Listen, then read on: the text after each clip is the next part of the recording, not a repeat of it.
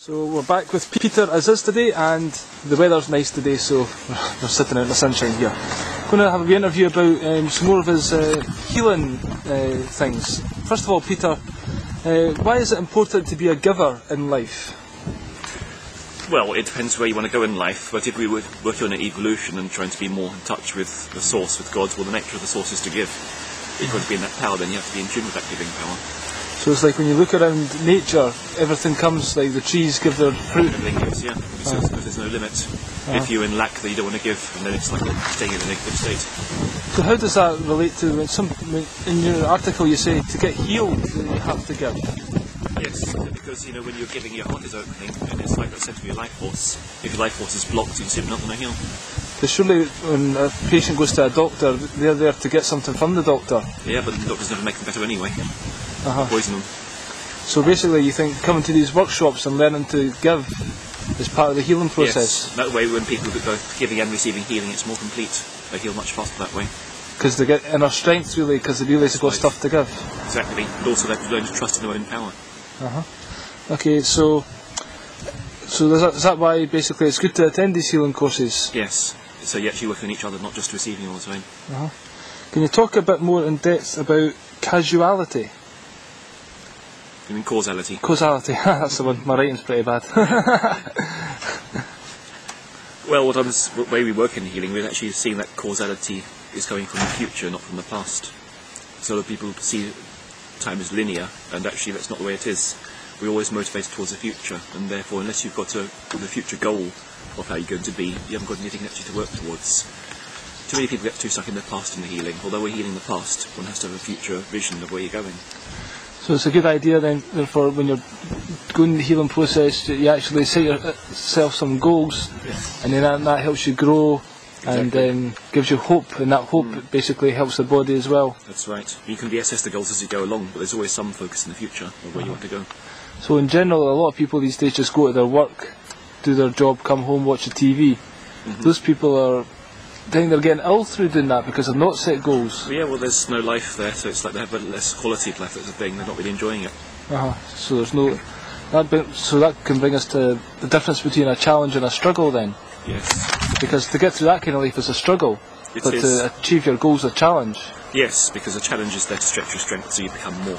The struggle grinds you down. So you really have to set goals that are just outside your capabilities, but not too far. You pick those goals that will stretch you a little bit, basically. So what's the difference then between happiness and joy? Well, happiness is more passive. When you've got what you wanted, then you're happy for a while, you're content. And then afterwards you have to go and do something else, otherwise you get bored. Whereas joy is more in the action. After you've got what you want and you're starting to get something new, in that challenge you find the joy, when you're stretching yourself.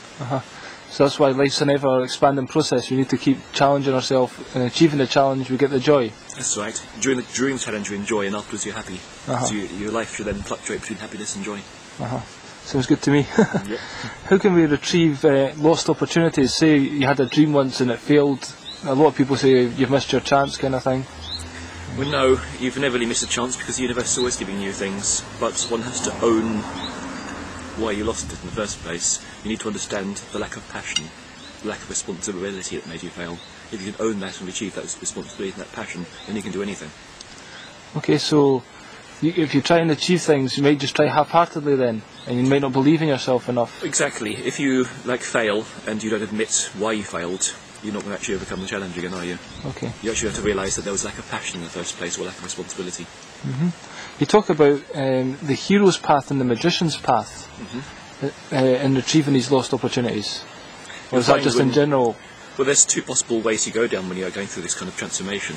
And when achieving a lost opportunity is such a transformation, it is a whole journey, because you failed once before, and there's something you've got to gain before you'll actually make it now. Okay, and so this journey takes you through certain stages. So with the hero's path, well, like all hero stories, first of all there's a call to a challenge most reluctant to, and then they answer the challenge and they have a series of initiations, and then there's the return, which is both reluctant and eager. Is the eager come back to the world with what they've gained, but they're also reluctant because the journey itself became so beautiful. So those are the 4 steps to the hero's journey. The magician's journey is more involving a retreat. It begins with the conscious alienation from the past. then there's this rebellion against the consensus with direction and design. There's then withdrawal from the illusion for some time, which is self-imposed and temporary. And then there's what you might call the Promethean return, where after your retreat you come out with the treasures. Okay. Can you explain the power of gratitude? Well, gratitude has a certain alchemy which helps you attract more, but it has to be combined with value. If you don't value yourself, the gratitude doesn't quite work. Value and gratitude together produce an alchemy which keeps attracting more good things. So the more you gain, the more you're grateful for it, the more you keep getting. So that's basically to stop the ego thinking it's made it, because you've always grateful. Exactly, because the ego always will use the positive feedback as how much to lie back in and do nothing, whereas consciousness is always using it as a thrusting block to go forward. What is the law of asking? What's the law of ask and it shall be given? Well, in order to get anything, you ought to ask. And it's about questioning, really, because it's like your mind's exploring all the time, and unless you ask the right questions, you're not going to learn. But it's asking the right way. It's not asking a limiting question.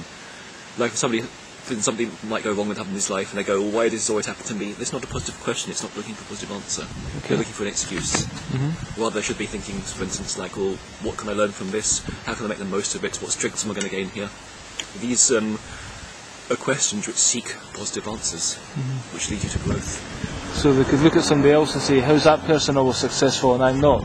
To change that, they would say, how can I learn from what that person done? That can be a positive question, because they might actually look at what that person's doing and decide how you're going to succeed. Yeah, that's what I'm saying. The question could be, what can I learn from that person to enable me to achieve something similar? In this world, some people say the great mystery of life. What do you mean by that? What do you think the great mystery is? Well, if you could say what it was, it would be a mystery. Yeah. The thing about mystery, it is always unknowable. But basically, the source itself of all life, all power, is beyond our knowledge. It is mysterious, but one has to experience mystery rather than know it. You can feel it, and you can be in touch with it to give you power. So how can you be in touch with it? By going into the unknown, by allowing it to be unknown, and recognising that within that acceptance of the unknown there's a great peace, and this peace then produces power. Okay, so we don't demand answers for everything, then we accept that some things are unknowable, and then that gives us faith. The real truths are beyond the rational mind, therefore they'll always be unknowable. In your article you talk about omega. What do you mean by that? It's an energy. That's the name we give it because omega means endings. It's like the last letter of the Greek alphabet, and it signifies ending.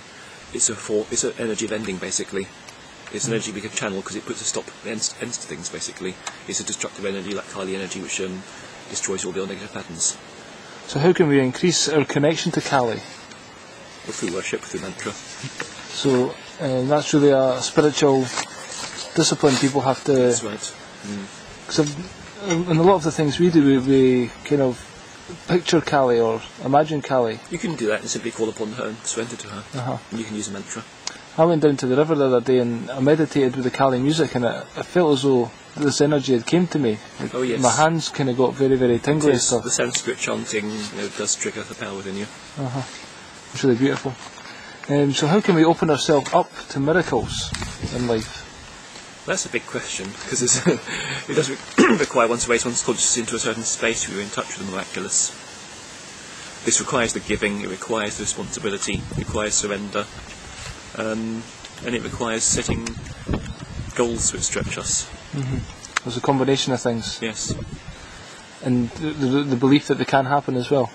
Well, yes, one has to change one's beliefs, of course, but also one needs to know the choices behind those beliefs. So many of the beliefs that are chosen, quite often you're choosing to believe something because you don't want to stretch yourself further. What do you mean? For instance, might say, I can't. Some people might say it's not possible because they don't want to have to go through the experience of trying and failing. All right. They're afraid of the disappointment, and so they don't even try. You can't possibly, not possible if you've never tried. That's purely an excuse. So this belief that something isn't possible is actually chosen as an avoidance. I see.